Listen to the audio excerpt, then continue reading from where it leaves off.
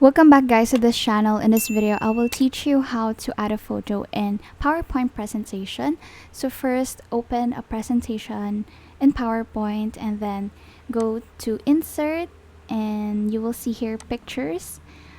First let's add from this device, from your photos in your computer. So just select a photo and then once it's inserted you can just edit, resize and position the photo properly. Another way is to again click insert.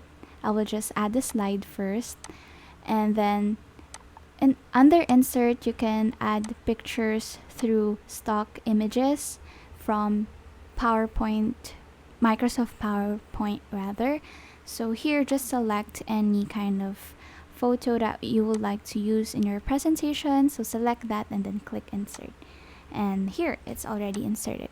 So another way is to add, again under insert, images, go to online pictures.